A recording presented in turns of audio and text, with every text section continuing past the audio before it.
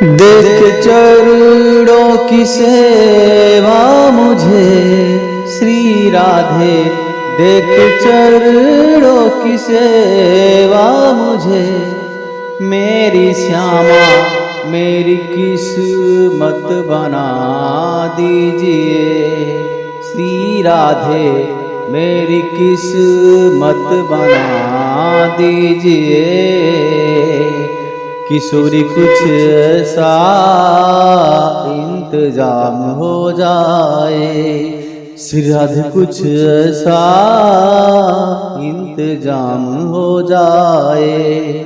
जुबां पे राधा राधा राधा, जुबां पे राधा राधा राधा नाम हो जाए। देख चरणों की सेवा मुझे श्री राधे, देख चरणों की सेवा मुझे, मेरी श्यामा मेरी किस्मत बना दीजिए। श्री राधे करुणामयी कृपा कीजिए। श्री राधे करुणामयी कृपा कीजिए। मेरी श्यामा करुणामयी कृपा कीजिए।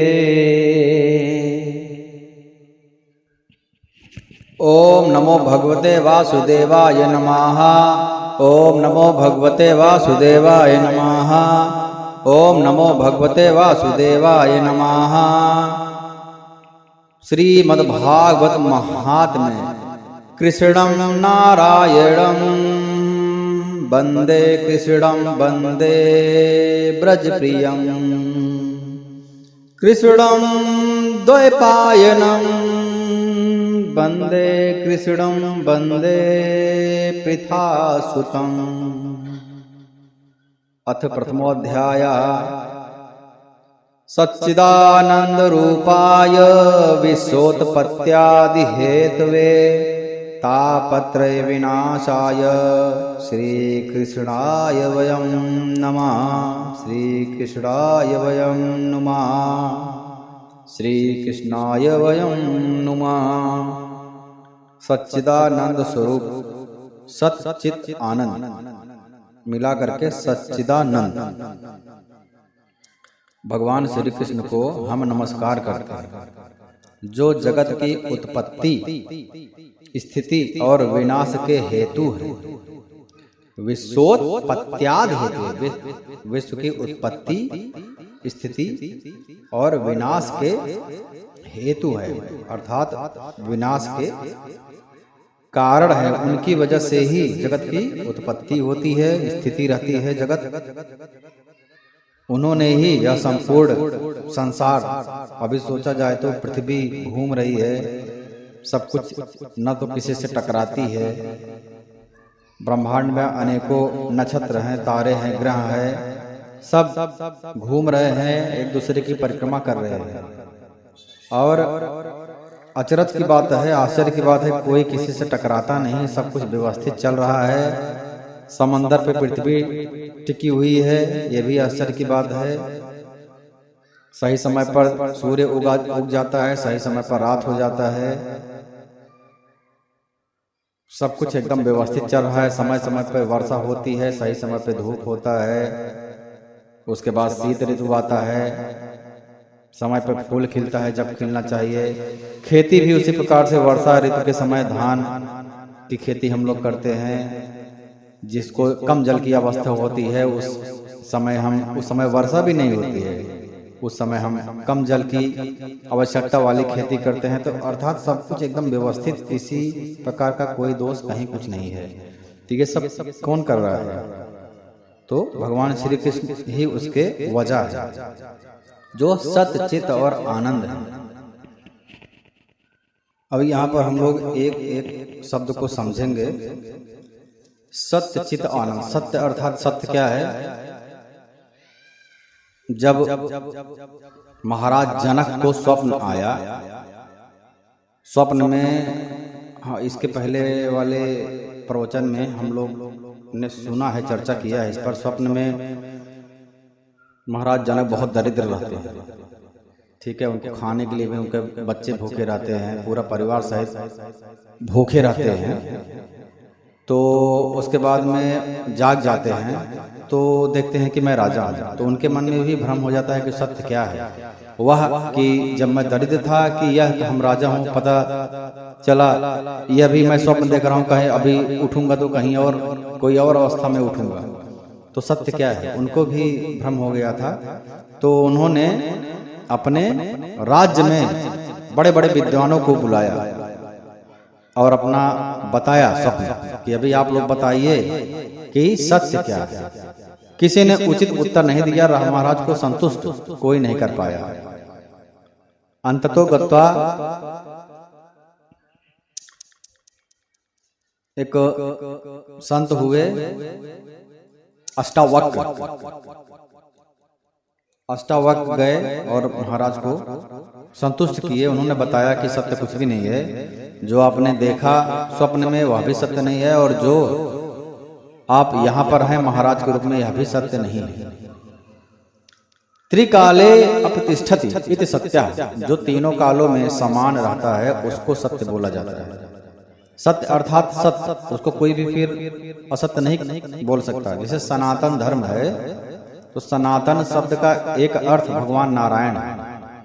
भगवान नारायण के 108 नामों में, सहस्त्र नामों में सनातन शब्द भी आता है। तो सनातन अर्थात परम ब्रह्म, परम ब्रह्म ही सत्य है।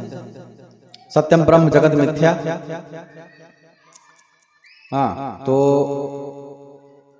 एकमात्र सत्य परम ब्रह्म परमात्मा है और कोई सत्य नहीं है। यही अष्टावक्र जी ने राजा जनक को ज्ञान दिया। तो वही परम ब्रह्म परमात्मा ही भूतकाल में भी थे। अभी भागवत पुराण का चतुश्लोकी भागवत में पहला ही श्लोक है कि अहमे वास में वाग्रे नान्यद यद सत असत परम। अहमे वास मैं ही था, आगे मैं वाग्रे मैं ही था, जो सृष्टि जब भी प्रारंभ हुआ मैं ही था तभी, और सृष्टि के नहीं थी तब भी मैं था। अहमे वास में वाग नान्यद, मेरे अलावा और कोई नहीं था, ना है ना होगा, ना अन नान्यद यत, यहाँ पर और कोई है ही नहीं। हमें वास में वागे नानद यत सत असत प्रपंच, जो कुछ भी आपको लगता है सत्य है वह भी मैं ही हूँ। और यदि आपको कुछ लगता है कि ये बात असत्य है या ये वस्तु असत्य है, वह भी मैं ही हूँ। हमें वास में वागे नान्यद यत सत असत पश्चात हम यदि तच्च, अर्थात जब इस सृष्टि का विनाश हो जाएगा, लय हो जाएगा, तब कौन बचेगा? मैं ही बचूंगा। और यही भगवान श्री कृष्ण गीता में भी बोलते हैं अर्जुन को कि जो अभी शरीर है, शरीर जब नहीं था तब भी तुम थे, तुम अर्थात परमात्मा के अंश। शरीर नहीं था तब भी तुम थे, और यह शरीर जब नहीं रहेगा तब भी तुम रहोगे। ठीक है, इसका मतलब है जब शरीर है तब भी तुम हो, और शरीर मर जाएगा तब भी तुम रहोगे। तो अर्थात तुम शरीर नहीं हो। शरीर के न रहने पर शोक करना मूर्खता है, शोक नहीं करना चाहिए। तो तुम तो न हन्यते हन्य माने शरीरे, शरीर के मर जाने पर तुम नहीं मरते हो। नयनम छिद्र शस्त्राण नयनम दहत पावका ना चयनम क्लेदन तापो ना शोषित मारता। तो वह तुम अर्थात परम परमात्मा तत्त्वमसि, जो तुम हो वही परमात्मा है। ठीक है, तत्व वही हो, तुम वही हो जो है, जो परमात्मा परम ब्रह्म है वही तुम। तो उनके अलावा और कोई, क्योंकि वही भूतकाल भविष्य काल, इस पूरे मंत्र का यही एक भाव है जितना बुद्धि में आता है कि परम परमात्मा ही है, उनके अलावा कोई नहीं। परम परमात्मा ही है सत्य, उनके अलावा और कोई सत्य नहीं है। तो इसीलिए हर प्राणी का स्वभाव है। जो कोई भी अभी हम देखेंगे, हमने टीवी में भी देखा होगा, प्रवचन में भी सुना होगा, शास्त्रों वेदों में भी पढ़ा होगा कि जो भी राक्षस हुए हैं, तपस्या बहुत कठोर करते हैं, पहला उनका वरदान क्या रहता है कि मैं अमर हो जाऊं। ठीक है, तो कोई भी प्राणी, उनका ही नहीं, अभी श्रोता हो, आप हो या फिर मैं हो, मन में यह विचार आता है कि अगर मैं अमर हो जाऊं तो कितना अच्छा रहेगा। हाँ, तो यह स्वाभाविक है। हर प्राणी अमर क्यों होना चाहता है? स्वाभाविक है, क्योंकि जो जहां से निकला हुआ है उसका स्वभाव वही रहता है। परमात्मा क्या है? अमर है। भूतकाल, भविष्य काल, वर्तमान काल, तीनों काल में रहने वाले, सब कुछ जानने वाले। सर्वभूतेषु हृदयम् परमात्मा सर्व कर्तुम अकर्त अन्यथा कर्तुम समर्थ, सब कुछ करने में समर्थ है। तो परमात्मा अमर हैं क्योंकि हम उनसे उत्पन्न हुए, इसलिए हम भी अमर ही होना चाहते हैं। तो हमारा स्वभाव है, अभी अग्नि जल रहा है, वहां से एक टुकड़ा उठा करके कहीं और रख दो तो उसका स्वभाव क्या? वो ठंडा होगा क्या? वो भी, उसका स्वभाव भी ज्वलनशील ही होगा। वहां पर कुछ रखोगे तो जलेगा ही, तो उसका स्वभाव है। ऐसे ही हर प्राणी का स्वभाव है अमर हो जाना। तो पहला वरदान सब अमर होना ही मांगते हैं क्योंकि उनका स्वभाव है। चलो आगे बढ़ते हैं। चित अर्थात अब हम लोग ये सोचते हैं कि फलाने के मन में क्या चल रहा है, ये हमारा रिश्तेदार क्या सोच रहा था मेरे बारे में, तो जान तो सकते नहीं कि दूसरे से फिर जो उनका करीबी है उनको बुला करके उनके बारे में पूछते हैं, हाँ तुम तो बहुत अच्छे हो, वो कुछ मेरे बारे में बोल रहा था क्या? तो ये भी एक स्वभाव है। हम सोचते हैं कि सबके चित्त में, मन में क्या चल रहा है वो हमको पता हो। अभी परमात्मा सर्वभूत हृदयम है, तो सारे मनुष्यों के, प्राणियों के, जीव मात्र के, सबके हृदय में रहने वाले हैं। तो सबके हृदय में जो बात है सब कुछ जानने वाले हैं। तो क्योंकि हम उनके अंश हैं, इसलिए हर प्राणी सोचता है कि मैं भी, सारे इंसान जो भी उनके नात बार रिश्तेदार, जहां तक बुद्धि जाती है यही मन में भाव आता है कि सबके मन में क्या चल रहा है मैं समझ। चलो आगे बढ़ते। आनंद हर कोई चाहता है। कुत्ता, बिल्ली, गधा, भैंस, हर कोई आनंद चाहता है। आनंद की परिभाषा अलग अलग हो सकती है। अभी कुत्ते को कुछ दूसरा चीज खाने में आनंद आता है, लेकिन आनंद तो चाहिए। इंसान को दूसरा चीज खाने में आनंद आता है, राक्षसों को कुछ दूसरा खाने में आनंद आता है, सोचने में, पहनने में, ओढ़ने में, सबका अलग। कोई खाने के लिए मरता है, कोई कहीं घूमने के वस्त्र उसको चाहिए, अच्छे अच्छे आभूषण चाहिए, उसमें आनंद आता है। तो परिभाषा अलग अलग है, लेकिन चाहिए उसको, मूल उसका आनंद ही है। आनंद क्यों चाहिए? क्योंकि आनंद स्वरूप परम ब्रह्म परमात्मा का अंश है। तो जब अंश है तो उसका स्वभाव, अभी पिता का कुछ न कुछ क्वालिटी पुत्र के अंदर, कुछ न कुछ गुण पुत्र के अंदर आ जाता है। ठीक है, तो हम परमात्मा के अंश है, इसलिए हमको वही तीन चीज ही चाहिए, सत्य, चित्त, आनंद। अमर होना चाहते हैं, सबके मन की बात जानना चाहते हैं और आनंद प्राप्त करना चाहते हैं। आनंद की परिभाषा, कोई किसी को बहुत सारा पैसा चाहिए, किसी को भगवान की भक्ति में आनंद आता है। पायो जी मैंने राम रतन धन पायो, किसी को राम नाम सुमिरन में आनंद आता है, और कोई को राधा नाम धन चाहिए, उसको परम धन राधा राधा राधा, किसी को राधा नाम का धन चाहिए, किसी को राम नाम का धन चाहिए, किसी को महादेव नाम का धन चाहिए, और किसी को माया का धन चाहिए। अब यहाँ पर एक बहुत अच्छी बात सत्संग से दिमाग में आया है, बुद्धि में आया है। यदि हम माया का धन लेंगे तो वह धन यहीं पर चलेगा। अगर भारत देश के हैं तो भारत में चलेगा, यहाँ तक कि अमेरिका में भी नहीं चलेगा। ठीक है, तो हर एक देश का अलग अलग धन है, तो मरने के बाद तो निश्चय ही नहीं चलेगा। लेकिन परम धन राधा राधा राधा एक ऐसा नाम है, राम एक ऐसा नाम है, महादेव, शिव, गणेश, हनुमान जी एक ऐसा नाम है जो यहाँ पर भी चलेगा और वहां पर भी चलेगा जहां जाएंगे। मतलब ये धन ऐसा है कि हमेशा चलेगा, हमेशा साथ में रहेगा। अभी यहाँ पर कैसे चलेगा, यहाँ पर जब नाम लेते हैं तो विचार अच्छे आते हैं। अभी कोई सुसाइड करने जा रहा है, यदि उसको नाम ले रहा है, नाम का कुछ भी लिया है, तो उसके मन में अच्छे अच्छे विचार आते हैं। मरो क्यों, कुछ अब ऐसा करो, कुछ ऐसा, कुछ भी विचार आएगा, लेकिन एक बार तो नाम रोक ही देगा। ठीक है, तो नाम की महिमा बहुत है।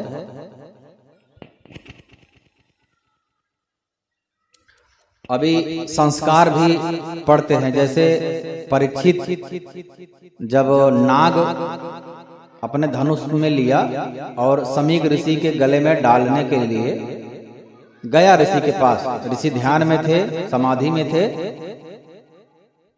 यह कब की बात है, जब कलयुग परीक्षित राजा के सर पे आकर बैठ गया। ठीक है, तो पहले तो हुआ कि मेरा अपमान कर रहा है, मैं पानी मांग रहा हूं, प्यासा हूं, इसको मार ही डालिए।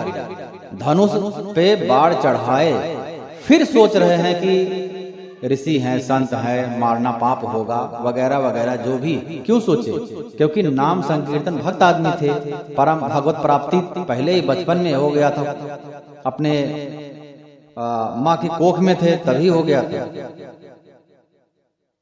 तो और सारे भक्तों के परिवार से जुड़े हुए थे, निश्चय ही पूजा सब कुछ पता है, विधि विधान। तो भगवान की कृपा से ही उनके मन में सुविचार आया और उन्होंने बाढ़ नहीं चलाया, नाग ही गले में लपेटा। तो कहीं न कहीं जैसे कोई मरने जाएगा तो मरेगा नहीं, वो उसको रोक देंगे। नाम संकीर्तन में इतनी महिमा है, अच्छे विचार आते हैं। तो अभी नाम संकीर्तन करने वाला नॉनवेज नहीं खाएगा, जैसे ही बैठेगा कितना भी करे, लेकिन उसको नाम संकीर्तन रोक देता है, क्या करेगा, यह धर्म है, भगवान क्या सोचेंगे जिसका भी नाम ले रहे हैं। तो यहाँ पर भी लाभ दे रहा है, ऐसा धन है, और वहां पर भी लाभ देगा जहां के बारे में आप सोच रहे हैं। जाना तो है ही, तो वहां पर भी दे। तो कौन सा धन ज्यादा अच्छा है, वो आपके ऊपर। तो सत, चित और आनंद, तो ये तीनों के रूप भगवान श्री कृष्ण हैं। उन्हीं से भगवान सृष्टि की उत्पन्न हुई है। विश्वोत्पत्ति तापत्रय विनाश आया, विनाश सृष्टि की विनाश के हेतु है, तथा आध्यात्मिक, आधिदैविक और आधि भौतिक तीनों प्रकार के तापों का नाश करने वाले हैं। तो कष्ट जो है तीन प्रकार के बताए गए हैं, दैहिक, दैविक, भौतिक। दैहिक अर्थात हम जा रहे हैं, हमारे शरीर में दर्द हो रहा है, हमको बुखार हो गया, ठीक है, शारीरिक कुछ कष्ट है, हाथ पैर में चोट आ गया। दैविक, कुछ दैविक आपदा आ गया।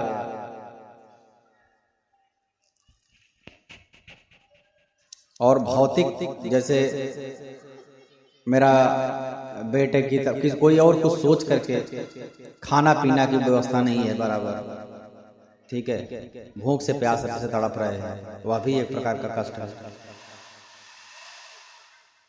पुत्र नहीं है, मुझे सब कुछ दिया है, खाना पीना है, परिवार सब कुछ है, पैसा है, सब कुछ है, लेकिन पुत्र नहीं है, या फिर पुत्र हुआ तो उसका पैर लकवा मार गया वगैरह वगैरह, तो भौतिक हो गया।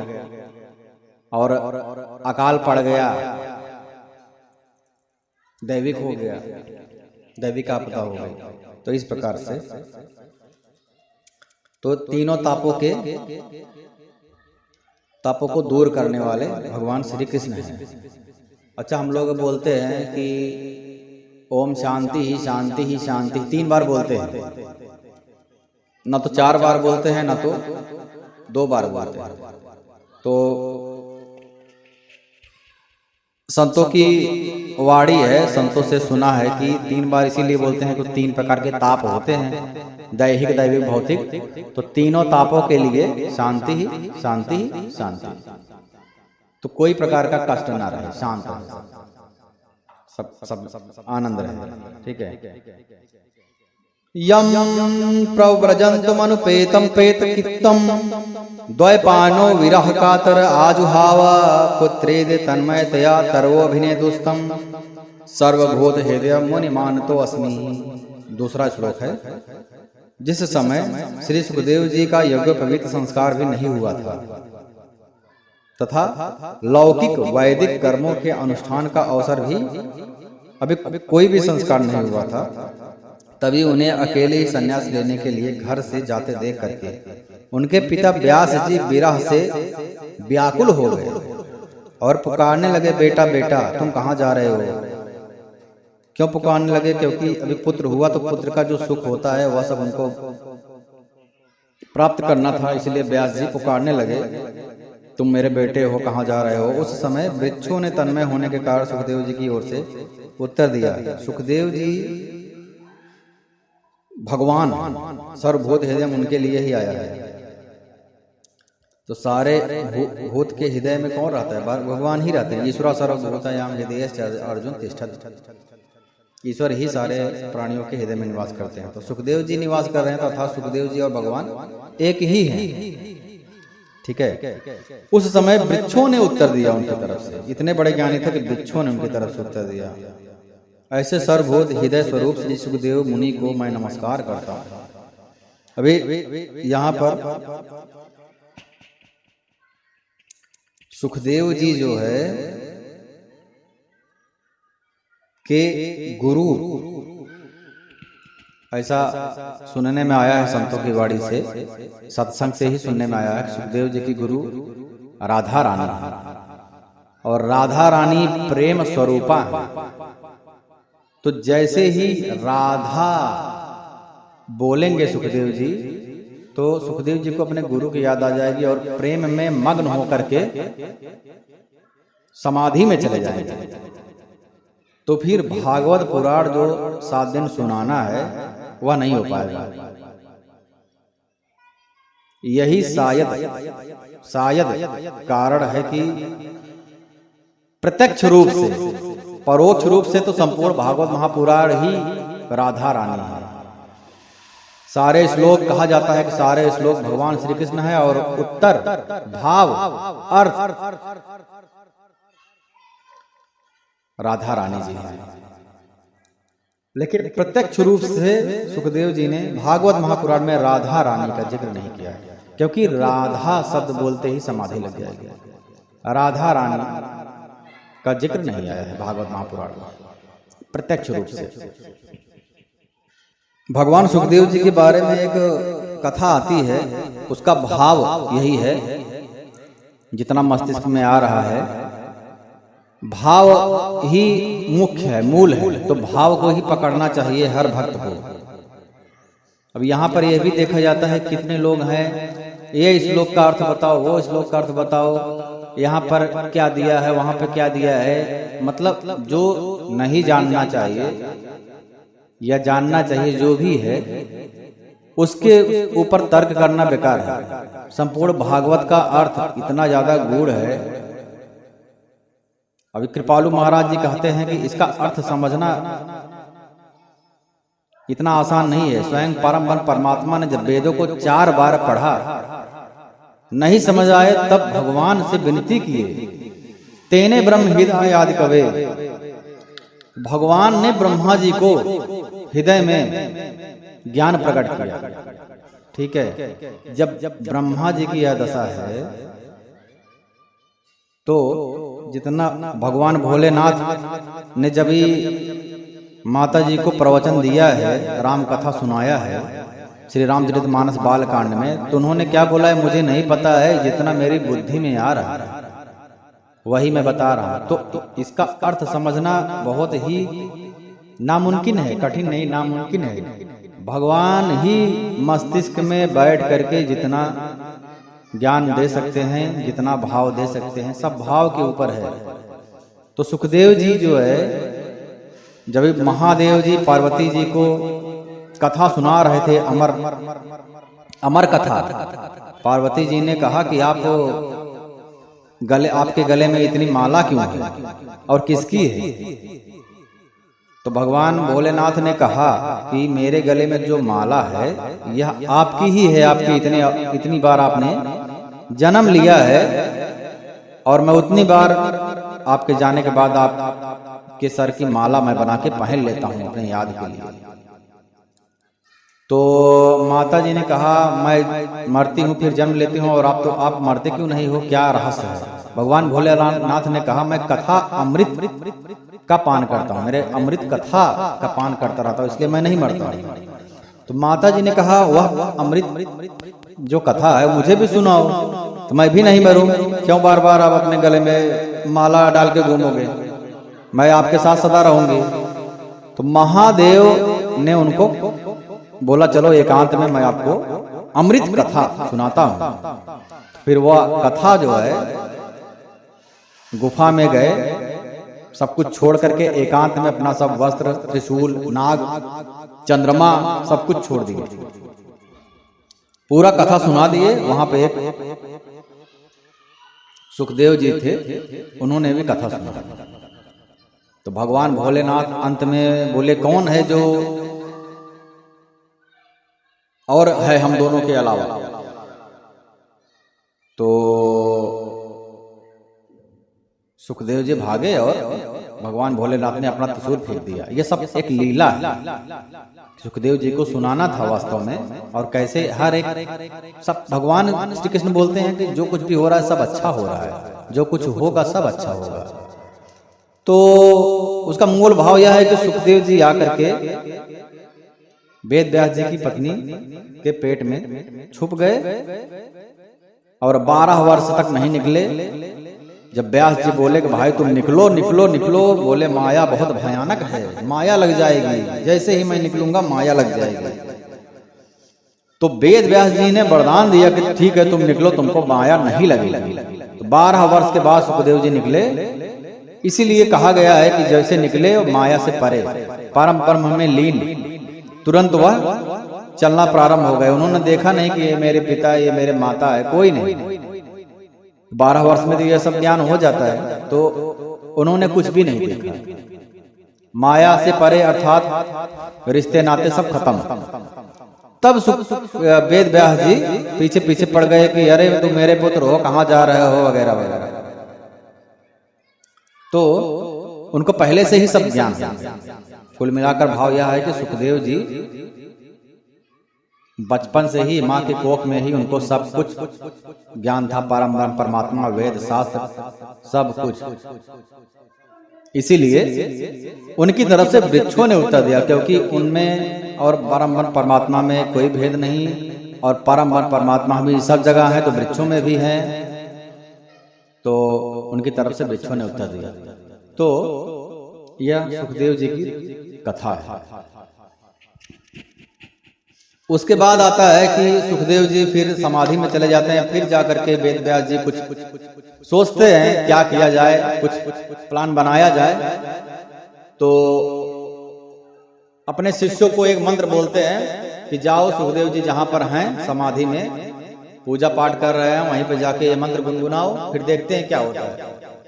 तो शिष्य लोग गए वहां पे सुखदेव जी के पास और मंत्र बोले।